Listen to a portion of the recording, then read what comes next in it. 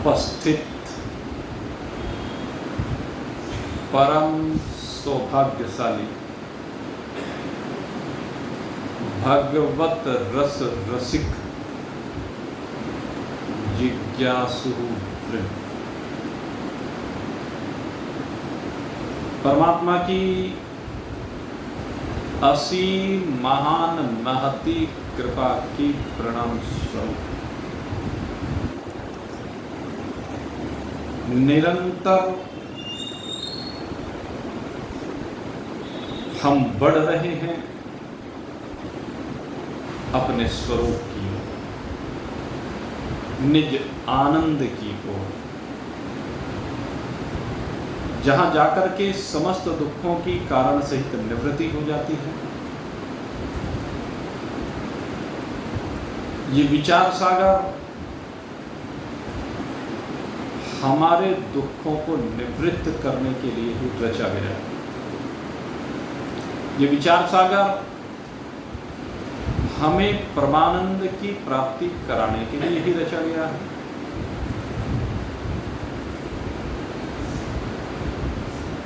तो आइए अपने सबसे बड़े हितैषी इस विचार सागर के ज्ञान को हृदंगम करके मौन हो जाएं। सत्संग सुनने के बाद सबसे जरूरी है कि हम मौन हो जाएं। हमारी राह में सबसे बड़ा रोड़ा हमारा मौन न होना है। हमारी जो ये इंद्रियां हैं ना, ये कैसे परमथन स्वभाव वाली है। एक बार नहीं मथती है, बारंबार बारंबार बारंबार मथती चली है।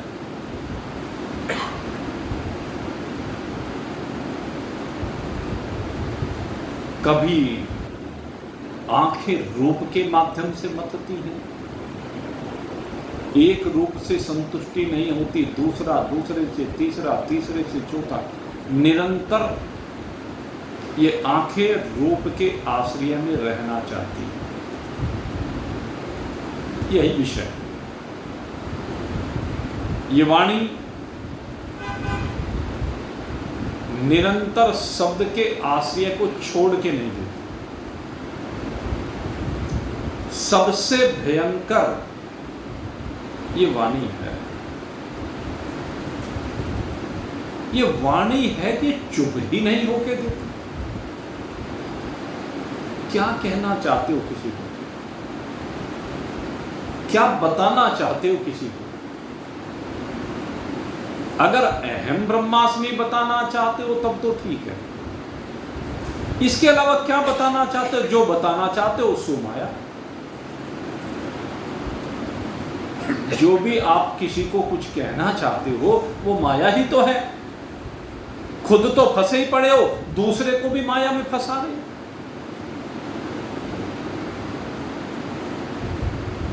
इसलिए इस वाणी को चुप करो, सबसे बड़ा वाणी का मुंह है। आदमी बोलते हुए थक के नहीं बोलता, गला जवाब देने लगता है,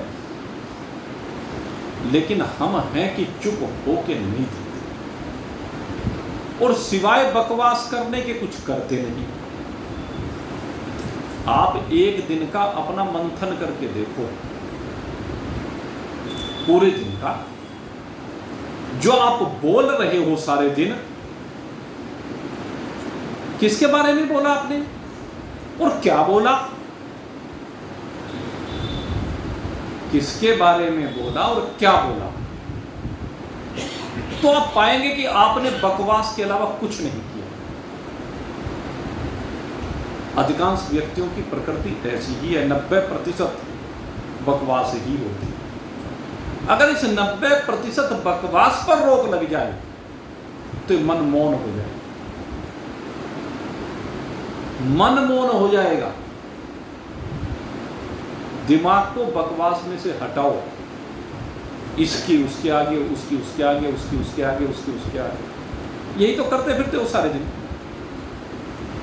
निंदा या स्तुति, कहीं मेरी चर्चा की तो मेरे प्रति प्रेम है तो स्तुति, कहीं उसकी चर्चा की उसके प्रति द्वेष है तो बस उसकी निंदा। यही तो कर, निंदा हो या स्तुति हो दोनों ही दोष है। ये दोनों के दोनों दोष हैं और इन दोनों का अपने ज्ञान से कुछ लेना देना नहीं। आत्मज्ञान का इन चीजों से क्या लेना देना है? अगर आप आनंद पाना चाहते हैं, अगर अपने दुखों की इतिश्री करना चाहते हैं, तो मेरे मित्रों इस जबान पर ताला लगाओ। सारी जिंदगी बोलते बोलते हो नहीं।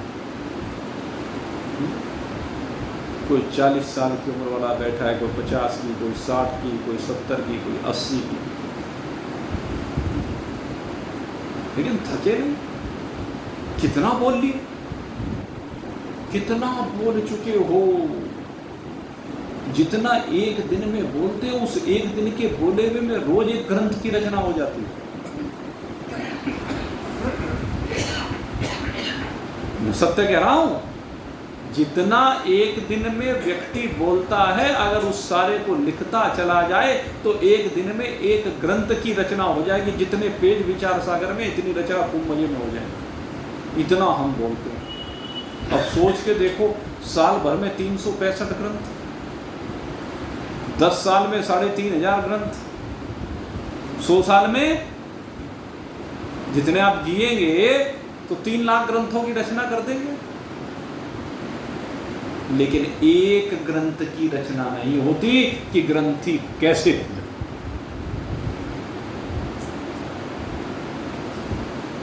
देख लो अपने को उठा करके, एक ग्रंथ की रचना नहीं होके देती कि ग्रंथी कैसे खुले। भेद्यते हृदय ग्रंथि छिद्यन्ते सर्वस्य। हृदय की ग्रंथि को खोलना है, और खोलने का उपाय रोज आपको बताते हैं। 3 ही चीज है। परोपकार की नींव है, भक्ति की इमारत है, और ज्ञान और वैराग्य का आनंद है। लेकिन ये इन दोनों से ही मिलेगा। ज्ञान वैराग्य से जो आनंद मिलता है, उसके मूल में भक्ति और कर्म बैठे हुए हैं, परोपकार बैठा हुआ। रोज ये बात बताई जाती है। लेकिन सौभाग्यशाली वही कहलाता है जो इस ज्ञान को प्राप्त करके आनंद से संयुक्त हो जाए और अपनी ग्रंथियों को खोल ले। जब भी बोले नपातुला बोले, जब भी बोले ब्रह्म ज्ञान के अतिरिक्त कुछ बोले ही नहीं।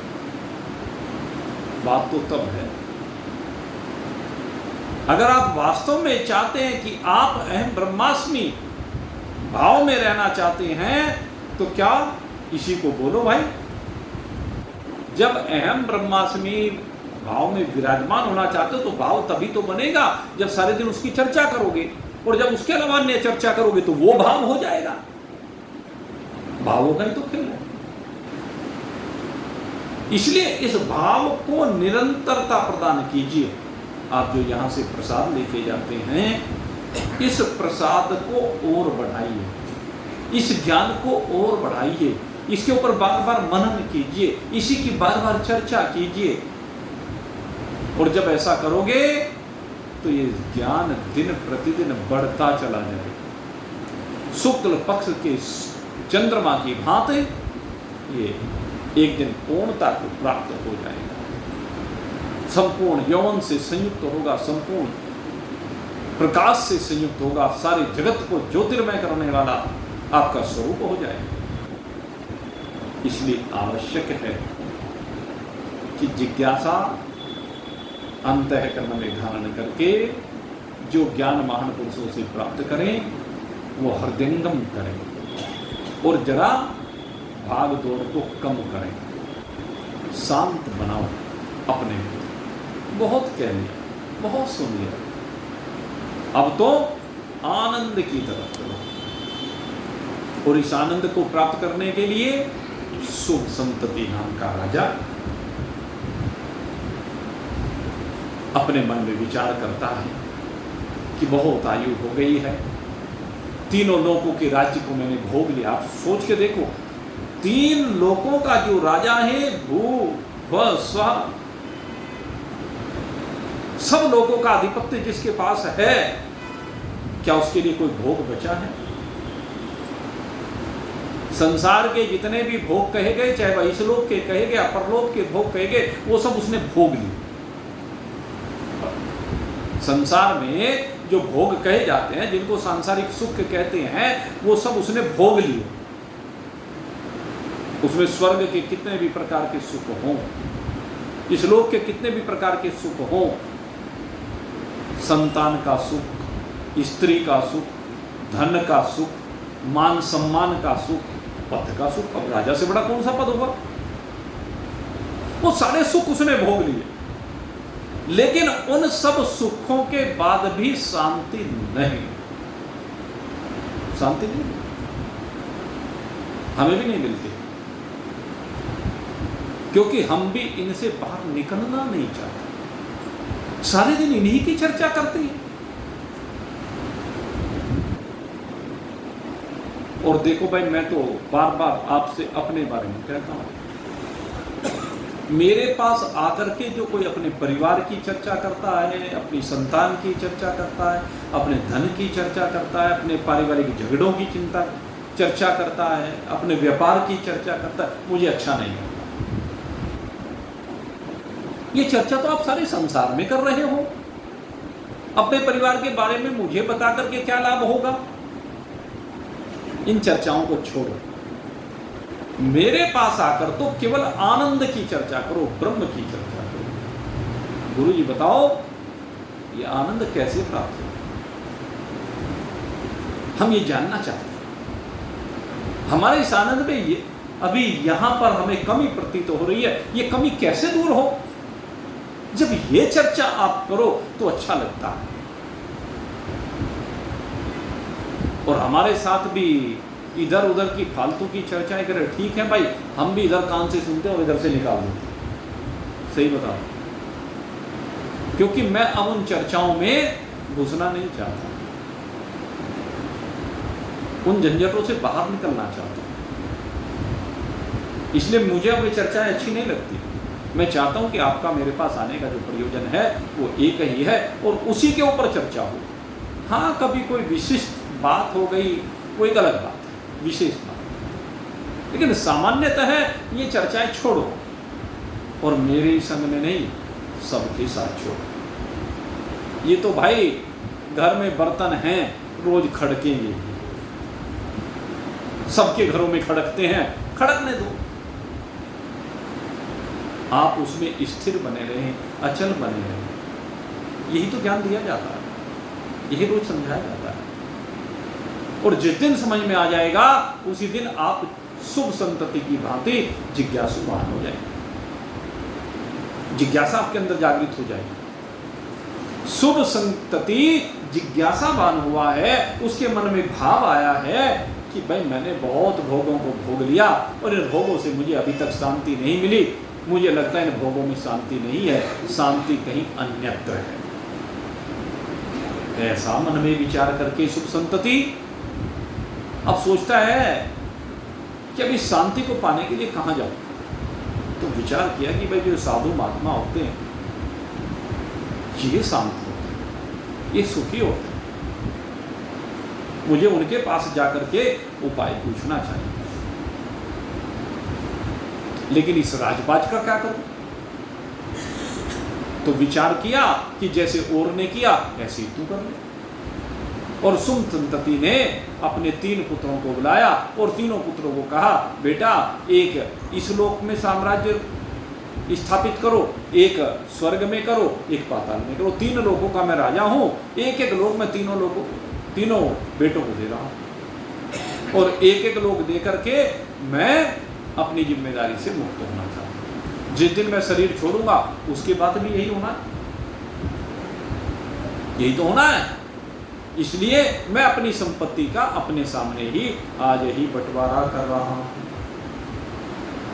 तो शुभ संतति ने तीनों को अपनी संपत्ति का बंटवारा करने का निर्णय किया और निर्णय क्या किया, दे दी।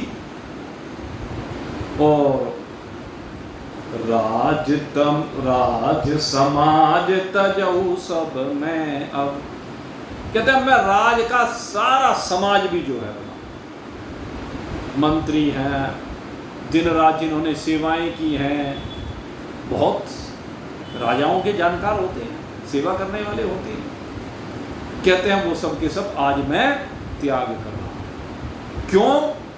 जान ही ये दुखता ही असारा, क्योंकि मैंने आज ये जान लिया है कि ये सब दुख रूप हैं, इनमें सार कुछ भी नहीं, सब असार हैं, थोते हैं, मिथ्या हैं, झूठे हैं, इनमें कुछ नहीं। इन सब से दुख के अलावा कुछ मिलने वाला नहीं है। और तु लोक दुखी अपने दुख, मैं भुगतो जग कलेश अपारा। कहते हैं भाई मैंने बहुत कलेश भुगत लिया है, भोग लिया है, बहुत दुखी, इन सब से मैं बहुत दुखी हूं और मुझे लगता है कि मेरे से बड़ा दरिद्र कोई नहीं। एक राजा कहता है, जो कितनी बड़ी, एक राजा कह रहा है कि मेरे से बड़ा दरिद्र मुझे कोई दिखाई नहीं देता। तीनों जहान का मालिक होने के बाद वो कहता है कि मेरे से बड़ा दरिद्र कोई नहीं। जिसके पास अपार धन संपदा है, 3 लोकों का जो अधीश्वर है, जिसके इशारे मात्र से देवता हाथ जोड़ करके जिसके सामने खड़े हो जाते हैं, जिनकी लोग पूजा करते हैं, वो देवता हाथ जोड़े हुए खड़े रहते हैं, और वो कहता है कि मुझे भाई बहुत दुख है, मैं बड़ा दुखी हूं, मैं बहुत दरिद्र हूं, बहुत गरीब हूं। क्यों गरीब हूं? कहते इस लोक में आकर के तीनों जहान का भंडार पाने के बाद भी मैं सुखी नहीं, क्योंकि जो धन मुझे एकत्रित करना चाहिए था वो धन मैंने एकत्रित नहीं किया। मैंने तीनों लोकों का साम्राज्य तो प्राप्त कर लिया, न जाने कितने राजाओं को परास्त किया, कितने राजा मेरी शरण में आ गए, कितनी बार मैंने लड़ाइयां लड़ी, और उसके बाद तीनों लोकों का राज्य मैंने प्राप्त किया। कहते लेकिन इन सब से मुझे सुख नहीं मिला, ये सब दुख रूप हैं, आसान हैं, इनसे मैं अमीर नहीं बन पाया।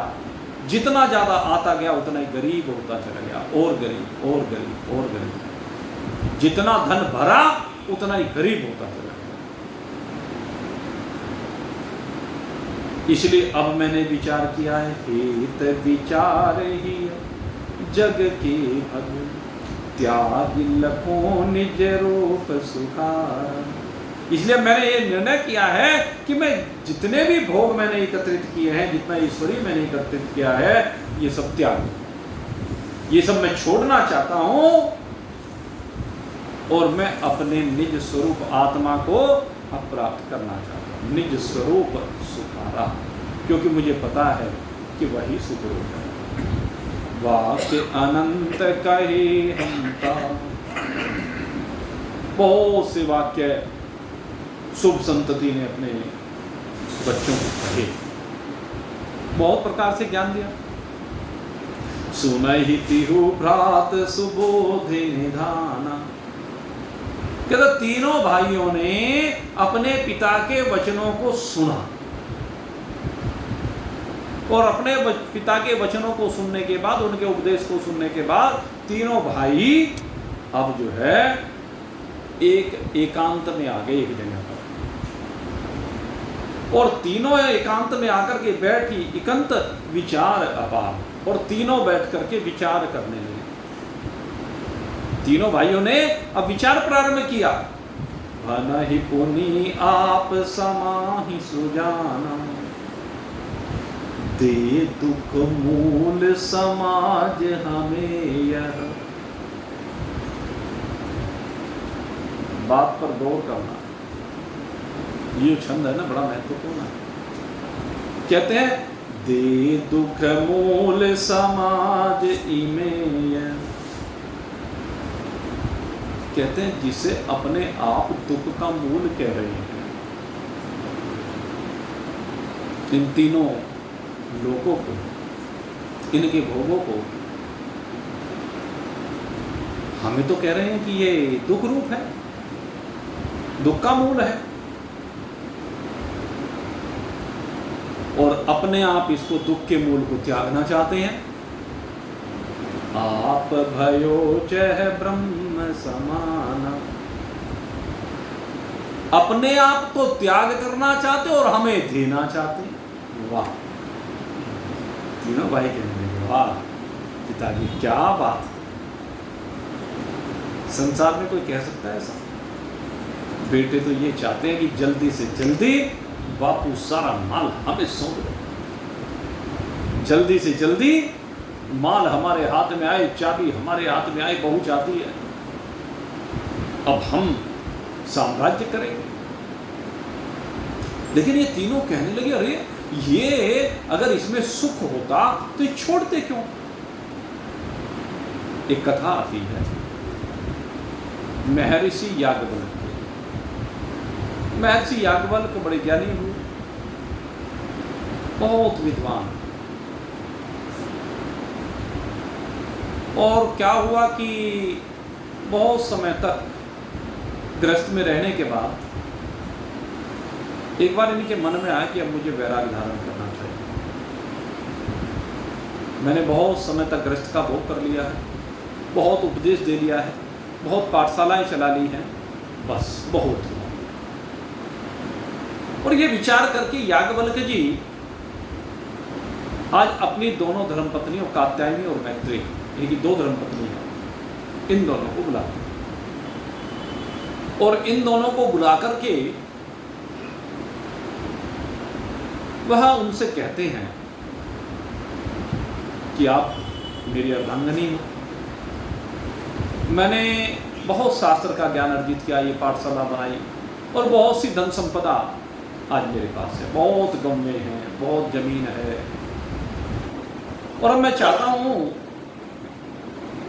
कि मैं आत्म सुख के लिए, आत्मानंद को प्राप्त करने के लिए, क्योंकि जब तक ये व्यक्ति संसार की जिम्मेदारियों का निर्वाह करता रहता है, चाहे कुछ भी हो, विक्षेप आते रहते हैं और उन विक्षेप के आने के कारण से ये उस ब्रह्म सुख को निरंतर बढ़ा नहीं पाता, क्योंकि घर के कामकाज में लगा रहता है, व्यापार के कामकाज में लगा रहता है, कभी इधर से कोई बात आती है, कभी उधर से कोई बात आती है, लगा रहता है। तो याज्ञवल्क्य जी क्योंकि पाठशाला थी, विद्यार्थी पढ़ा करते थे बहुत, तो उनको पढ़ने पढ़ाने में, उनकी व्यवस्था करने में लगे रहते थे बेचारे, इसलिए अपने ब्रह्मानंद सुख का वो आनंद नहीं ले पा रहे थे। उसमें विक्षेप होता था उन व्यवस्थाओं के कारण से, पाठशाला से विक्षेप हो रहा था, घर की व्यवस्था देखनी होती थी, पत्नी की व्यवस्था देखें, अब घर में 100 सामान चाहिए, उनकी व्यवस्था, तो सारा समय उसी में लग जाता। अब रात को विचार करना भी चाहें तो थक जाता शरीर, और थक जाता तो सो जाता, इसलिए समय नहीं मिल पाता याज्ञवल्क्य जी को। इसलिए याज्ञवल्क्य जी ने विचार किया और विचार करने के बाद अपनी दोनों धर्मपत्नियों को बुलाया और दोनों धर्मपत्नियों को बुला करके कहा कि मैं अब ये सारा तामझाम छोड़ना चाहता हूँ,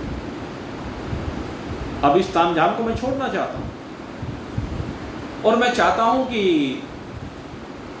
मैं इसको छोड़ने से पहले इस सारी संपत्ति का बंटवारा तुम दोनों में करूं, ये संपत्ति मैं तुम दोनों को दे दूं। तो कहते हैं कि कात्यायनी तो चुप रही, उसने तो कुछ नहीं कहा, लेकिन मैत्रेय बहुत विद्वान थे भाई। एक ब्रह्मज्ञानी की धर्मपत्नी है और उनके साथ अनेक शास्त्रार्थ में भी वो सम्मिलित रही। हमारे यहाँ पहले जो महिलाएं होती थी वो परम विदुषियां हुआ करती थी। मैत्रेय का नाम उनमें शिरोमणियों में आता है। आप अनुसुईया को देखिए, कितनी विद्वान है। आप गार्गी को देखिए, कितनी विद्वान है। आप सुलभा को देखिए, कितनी विद्वान है। तो ऐसी बहुत सी नारियां हमारे यहाँ है। सावित्री को देखो, कितनी विद्वान है कि मृत्यु से भी अपने पति को लौटा करके ले आई। पूरा आत्मज्ञान का संवाद हुआ है देवी भागवत में। जब वो प्रकरण आता है सावित्री और सत्यवान का, तो सावित्री ने धर्मराज के साथ संवाद किया।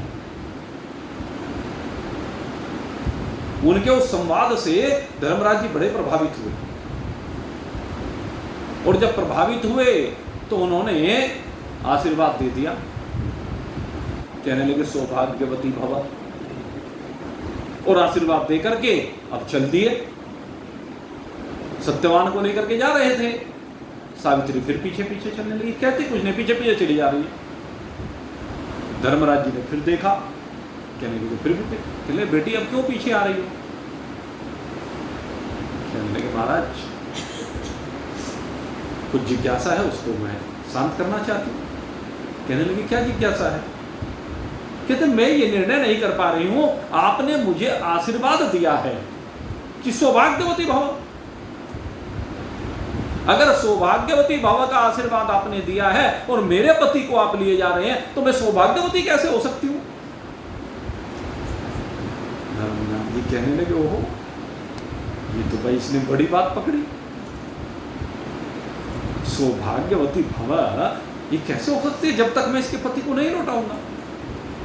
तो धर्मराज जी उस विदुषी सावित्री से इतने प्रभावित हुए, कहने लगे तुम्हारे पिता ने जो सावित्री का यज्ञ किया है, सावित्री को जो प्रसन्न किया है, उसकी जो आराधना की है, उससे जो ज्ञान प्राप्त किया है, कहते हैं उसी का परिणाम है सावित्री कि तुम इतनी परम विदुषी हो।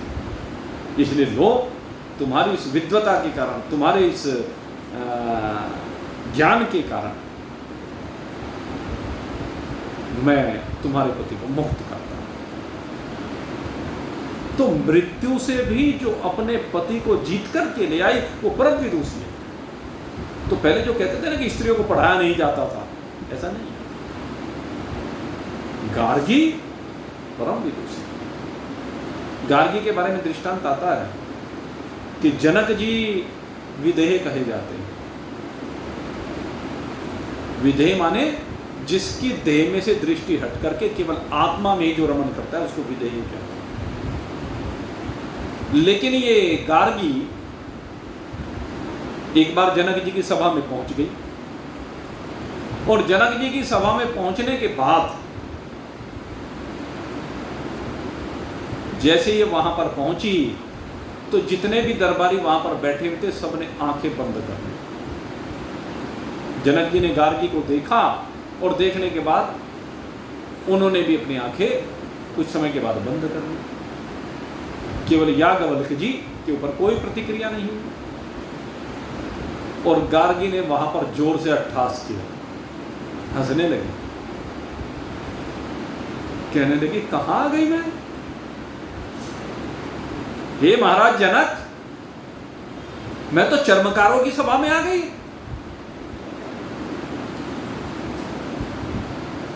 मैंने तो सुना था तुम्हारे बारे में कि तुम विदेही हो, तुम्हारे यहाँ तो ब्रह्मज्ञान की चर्चा होती है,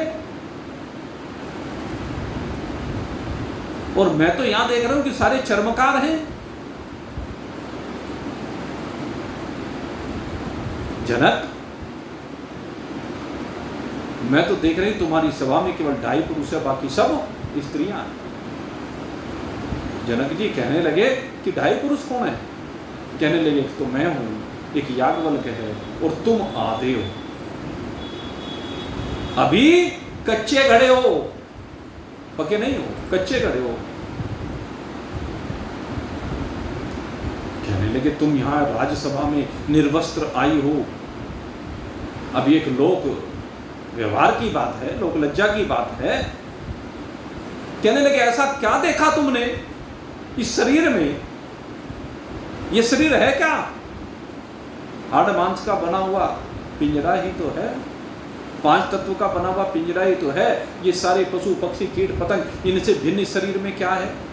जैसे उनके शरीर है ऐसे ये शरीर है, उनमें कोई भी वस्त्र नहीं पहनता। तब तो कभी तुमने आंखें बंद नहीं की, इस शरीर को देखकर ही क्या आंखें बंद कर रहे हो? अगर इस शरीर को देख करके तुम्हारी आंखें बंद हो रही हैं तो तुम चर्मकार ही हो, जिसकी चमड़ी मात्र में दृष्टि है, जिसकी शरीर मात्र में दृष्टि है, जो इसमें हाड़ मांस को देख रहा है, जो इसमें रक्त को देख रहा है, जो इसमें जो भी सप्त धातु हैं उनको देख रहा है। किस रूप में देख रहा है?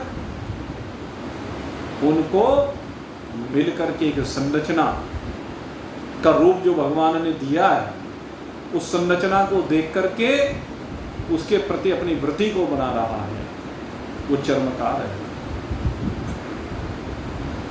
हे जनक,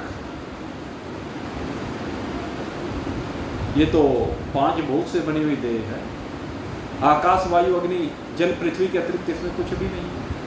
संवाद हो, और उसके बाद जनक को गार्गी के उपदेश से अपनी मंजिल की ओर बढ़ने में बड़ा सहारा मिला। तो गार्गी जैसे तो याज्ञवल्क्य जी की धर्मपत्नी मैत्रेय भी परम विदुषी है, और मैत्रेय जी के सामने जब याज्ञवल्क्य जी ने प्रस्ताव रखा तो मैत्रेय जी कहने लगी कि हे पतिदेव, आप हमें ब्याह कर लाए, हम आपकी अर्धांगिनी शक्ति हैं, मैं आपसे एक प्रश्न करना चाहती हूं। कहने लगे हाँ हाँ प्रश्न करो। कहने लगे ये जो धन संपदा जिसका तुम बखान कर रहे हो, जिसे हमारे बीच में बांटना चाहते हो, वो अमृत है या विष? याज्ञवल्क्य जी कहने लगे न ये अमृत है न ये विष है। शब्दों पर कहते धन संपदा न अमृत है न विष है। ये तो दृष्टि की बात है, दृष्टि की बात है, इसमें न अमृत है न विष है। फिर कहते हैं संसार का व्यवहार ठीक प्रकार से चलाने के लिए है, इसके द्वारा संसार का व्यवहार ठीक ठीक चल जाता है, काम चलाऊ है। कहने लगे मैं ये नहीं पूछना, मैं तो सिर्फ ये पूछना चाहती हूं ये अमृत है या विष है, इसमें से जवाब दो। अब याज्ञवल्क्य जी ने क्या जवाब दें, क्योंकि उन्हें तो न अमृत रूप लगती है न विष रूप लगती है, उन्हें तो पंचभूतात्मक लगती है, या कह लीजिए वो सब ब्रह्म रूप लगती है। मैत्रेय जी कहने लगे अच्छा एक बात बताओ, अगर ये अमृत रूप है तो आप क्यों छोड़ रहे हो? अगर इसका स्वरूप अमृतमय है तो इस धन संपदा को आप क्यों छोड़ रहे हो? और अगर विष है तो हमें क्यों दे रहे हो? इसे विष समझ रहे हो तो हमें क्यों देते हो? हम आपकी अर्धांगिनी हैं, आप आधे अंग को अमृत पिलाएंगे और आधे अंग को विष पिलाएंगे क्या? पति और पत्नी दोनों भगवान सदाशिव का जो स्वरूप है, अर्धनारीश्वर स्वरूप, आधा पुरुष और आधा स्त्री, तो पुरुष तो अमृत पी ले, नारी विष पी ले, तो क्या इस तरह से गाड़ी चल जाएगी?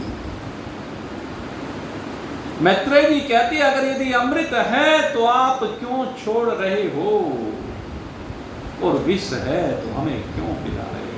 ये है विदुषता की पहचान।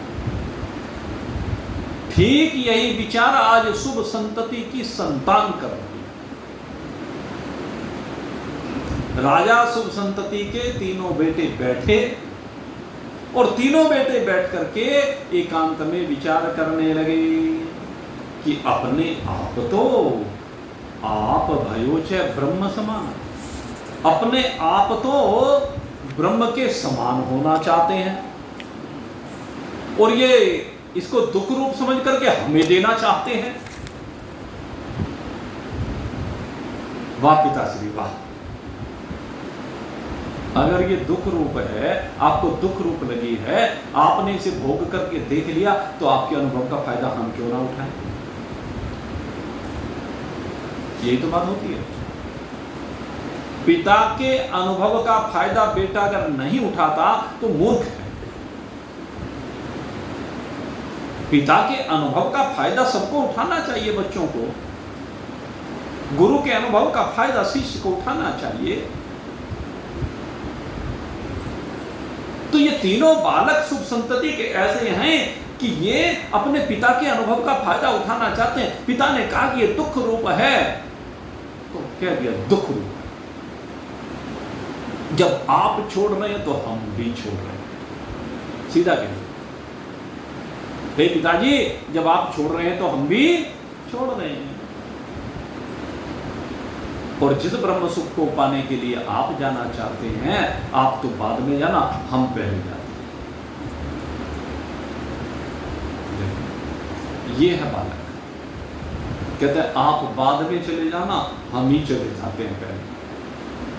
तो तीनों बालकों ने मन में विचार किया, तीनों लड़कों ने विचार किया, या ते तज दुख मोल यह राज करहु निज का, करी विचार इम गेहते निकशो प्रात समान, तिरु खोजत सतगुरु चले धार मोच ही काम, अर्थ सहित की तात को शुभ संतति यह नाम। अब ये तीनों के तीनों सदगुरु की खोज में चल देते हैं, और हृदय में एक ही कामना है कि मुझे दुखों से मुक्त होना है, मुक्ति प्राप्त करनी है।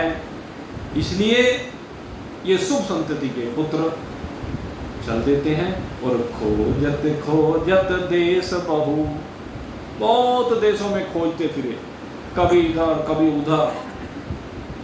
और एक दिन की बात है, एक जगह पर, कहाँ, सुरसरी तीर इकन, देव नदी सुरसरी, गंगा जी, गंगा जी के किनारे एकांत में, तरु पल्लव शाखा सघन, बनता में एक सन। कहते हैं एक वन है, वन में भी एक सघन वृक्ष है। सघन माने खूब पत्तों से आच्छादित, खूब सुंदर सुंदर उसकी शाखाएं। तो ऐसे सुंदर वृक्ष को देख करके, और क्या देखा, उस वृक्ष के नीचे एक संत विराजमान। पहले वट वृक्ष के नीचे संत बैठा करते थे, तो वट वृक्ष ही समझ लीजिए।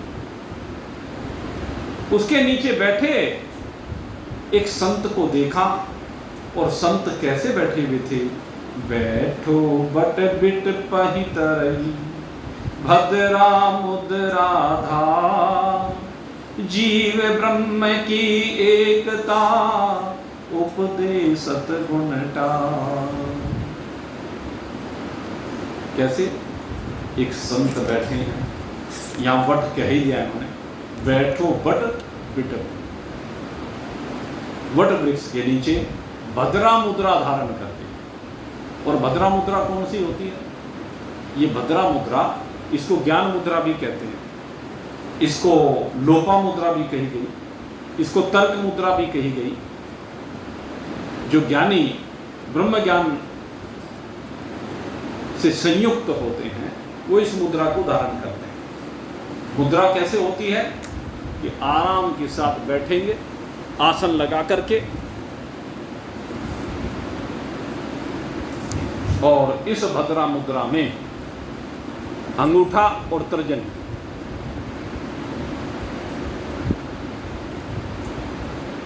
भद्रा मुद्रा को धारण करके वो संत बैठे हुए एकांत में, ये ज्ञान मुद्रा होती है। जो समाधि में विराजमान होते हैं महान पुरुष, उनकी मुद्रा होती है। तो इस मुद्रा को लगा करके वो बैठे हुए हैं, और ऐसे संत को, ऐसे महान पुरुष को इन्होंने देखा, और देखने मात्र से क्या देखा? दोष रहित एकाग्रचित, जो कि दोषों से रहित है, और चित्त जिनका एकाग्र है। दो विशेषताएं यहां पर कही गई। एक तो दोष से रहित। कौन से दोष से रहित हैं? कहते हैं मन के दोष से रहित है, तन के दोष से रहित है, और वाणी के दोष से रहित है।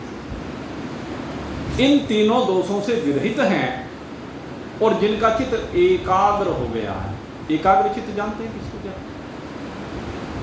एकाग्र का मतलब जिनका चित्त एक ब्रह्म तत्व में स्थिर हो जाए, उनके चित्त को एकाग्र चित्त कहा गया है। ऐसे एकाग्र, दोष रहित एकाग्र चित्त, शिष्य संग परिवार, और साथ में क्या है? उनके सन्मुख शिष्यों का परिवार बैठा हुआ है। अर्थात कुछ शिष्य बैठे हुए हैं जिन्हें वह आत्मज्ञान प्रदान कर रहे हैं। जीव ब्रह्म की एकता, उपदेशक गुरुता। जीव और ब्रह्म की एकता का उपदेश वो वहां पर दे रहे हैं। ऐसे संत हैं, और उनको देख करके उन तीनों पुत्रों के मन में उनके प्रति भाव क्या बना? कैसा सुंदर भाव बना? मनहु शंभु कैलास में उपदेशक सनकार, पेखिता हिति लहि शरण करी दंडवत आदि।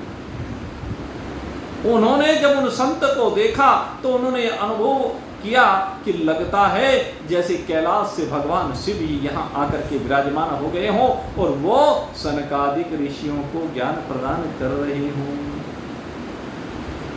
ऐसा सुंदर भाव। उन संत को देख करके भगवान शिव की धारणा उनमें की, और शिष्यों को सनकादिक के समान माना, और उनके चरणों में दंडवत प्रणाम। और दंडवत प्रणाम करने के बाद कियो वास 60 मास पुनि, 6 महीने तक उसके बाद वहां पर वास किया। शिष्य रीति अनुसार, शिष्य की रीति के अनुसार, अर्थात 6 माह तक लगातार गुरु की सेवा की, और उसके बाद करी अधिक गुरु सेवती हूँ, मोक्ष काम ही यथा, मोक्ष की कामना को हृदय में धारण करके गुरु की सेवा की। और फिर 6 महीने के बाद हो प्रसन्न श्री गुरु तबहि, ते पूछे मृदुबान, किहि कारण तुम तातती हूँ, बसौ कौन कह आन। 6 महीने के बाद गुरु ने पूछा, भाई तुम तीनों कौन हो? 6 महीने तक तो उनका परिचय नहीं जाना। आए और सेवा करते रहे, आए और सेवा करते रहे। और फिर पूछा किस कारण से यहां आए? ये चीज हमने अपने गुरुजी में भी देखी। जैसे उनसे मिलने के लिए लोग आते थे, आ रहे जा रहे, आ रहे जा रहे। हम तो जिस दिन से उनके संपर्क में आए, पहले दिन से संपर्क में आए, तो उनकी कृपा पहले दिन से ही मिली। लेकिन कभी भी प्रारंभ में कोई चर्चा नहीं, जहां भी कथा होती हम चले जाते, सुन के चले आते, जाते और सुन के चले आते। सालों के बाद उन्होंने नाम पूछा, आपको बता दूं, सालों बाद। आज के समय में तो अगर कोई किसी के पास जाए, पहले दिन में परिचय देना चाहता है, लेना चाहता है, 100 बात करना चाहता है। लेकिन महान पुरुष वो पहले देखते हैं कि टिकाऊ है भी कि नहीं है, क्योंकि इस पथ पर टिकाव किसी बिरले का होता है। ये कोड़े कोई सहन कर पाता है, नहीं तो संसार में ताली पीटने वाले तो खूब मिल जाएंगे, नाच कूद करने वाले खिलौने तो बहुत मिल जाएंगे। लेकिन जो ब्रह्म ज्ञान की चर्चा में टिके, वो तो कोई बिरला होता है। और जो टिक जाता है फिर उसे कोई हिला नहीं सकता। और जो जरा सी बातों से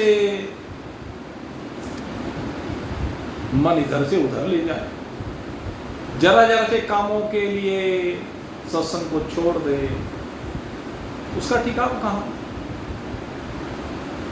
भाई ये विषय ऐसा नहीं। इसके लिए तो वो जो कहावत है ना कि शीश दिए पर गुरु मिले तो भी सस्ता जान।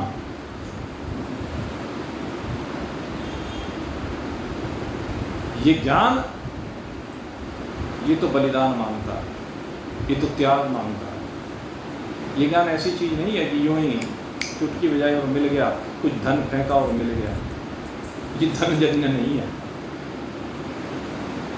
ये तो भावजन्य है, श्रद्धाजन्य है, विश्वासजन्य है। ऐसे नहीं मिलता। और इसके लिए बहुत चित्त को एकाग्र करके लगना पड़ता है। तो उन्होंने भी 6 महीने के बाद जाके पूछा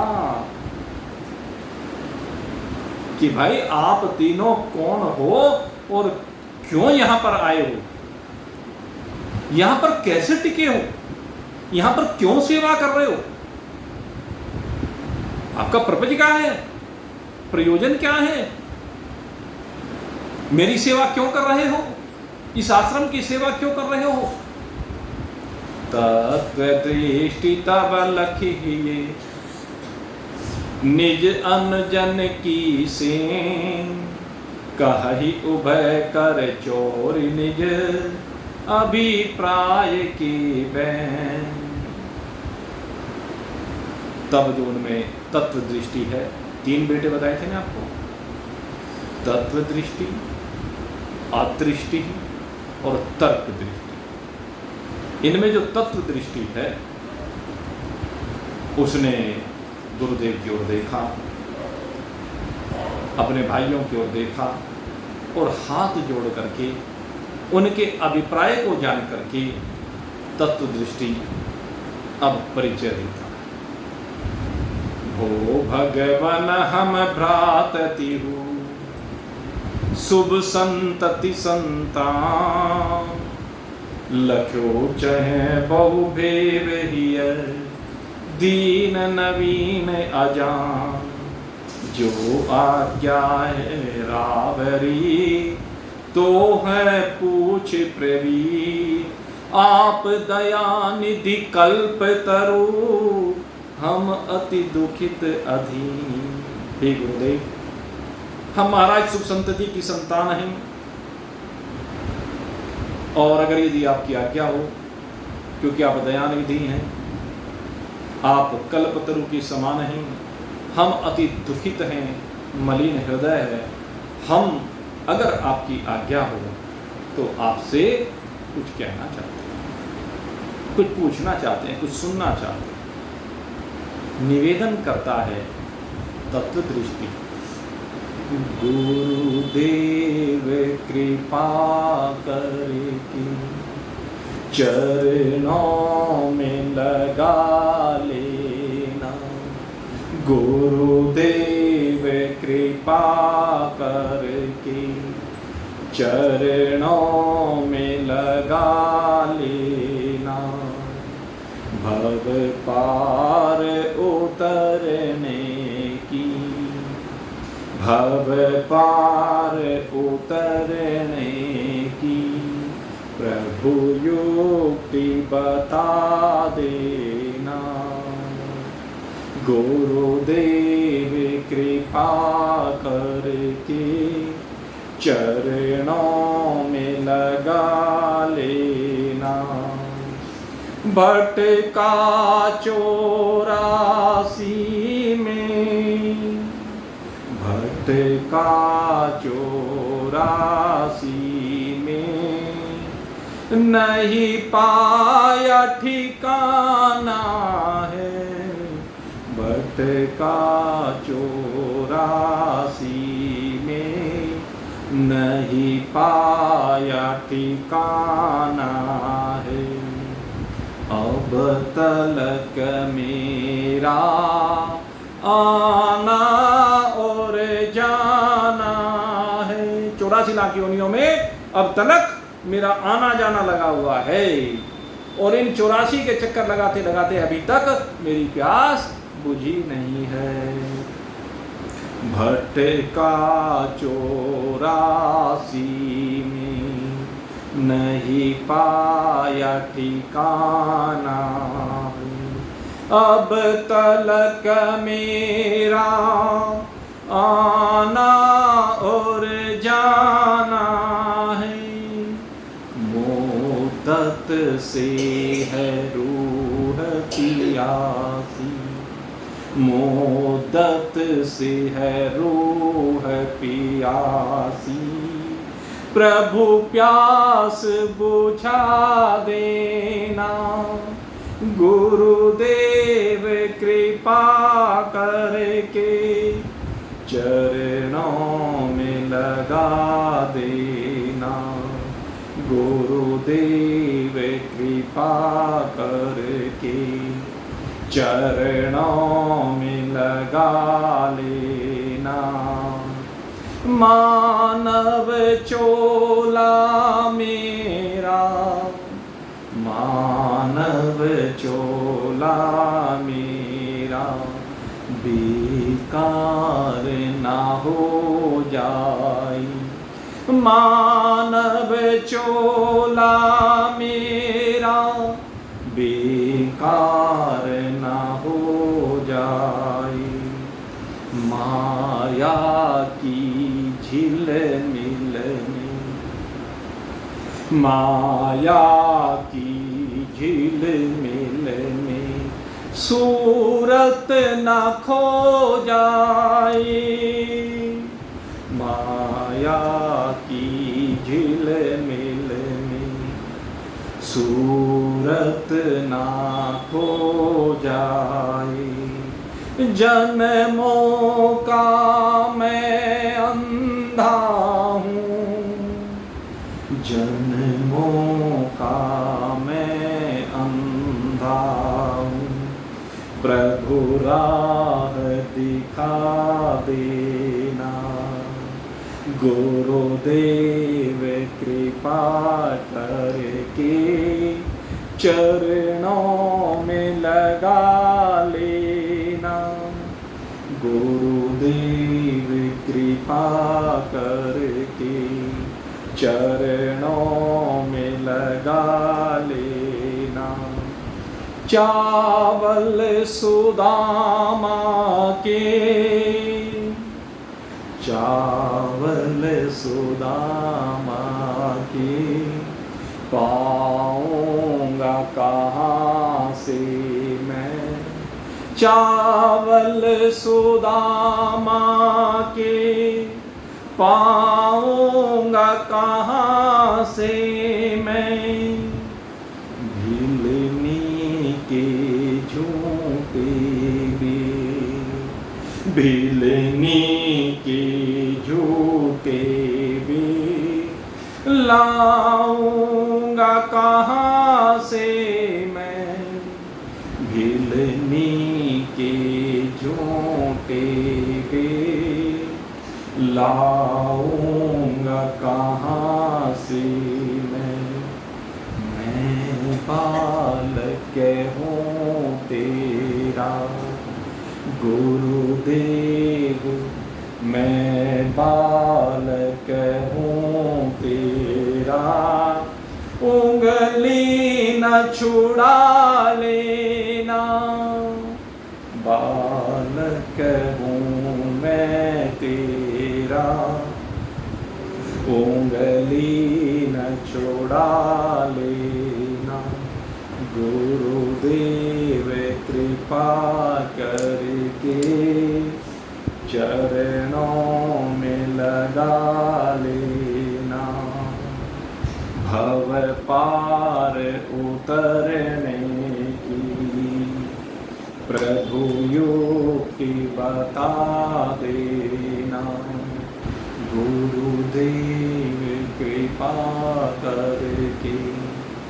चरणों में लगा लेना, गुरुदेव कृपा करके चरणों में लगा लेना। इस प्रकार से तत्व दृष्टि ने गुरुदेव के चरणों में समर्पण किया और समर्पण करने के उपरांत अब यहाँ से वो दिव्य ज्ञान की श्रृंखला प्रारंभ होने जा रही है जिसको हम ब्रह्म ज्ञान कहते हैं। अब तक जो भी कुछ यद्यपि बहुत हायर लेवल का ज्ञान पहली दूसरी दोनों तरंगों में आपके सामने रखा गया, लेकिन प्रक्रियाबद्ध। अब यहाँ से सबसे पहले इसका प्रश्न है तत्व दृष्टि का, और तत्व दृष्टि उत्तम अधिकारी। तो उत्तम अधिकारी को क्या ज्ञान दिया जाता है, किस प्रकार ज्ञान दिया जाता है, अब इस बात के ऊपर चर्चा होगी। और ये सर्वश्रेष्ठ ज्ञान है। इसके बाद नेति नेति, अर्थात इसके बाद वो कुछ भी शेष नहीं रह जाता। तो इसकी चर्चा अब आपके सामने होगी और ये चर्चा परसों होगी। कल का विश्राम रहेगा, मुझे कुछ काम है। परसों फिर आपकी सेवा में ठीक 7:30 बजे उपस्थित होंगे। तब तक के लिए विश्राम दीजिए। बोलिए सच्चिदानंद भगवान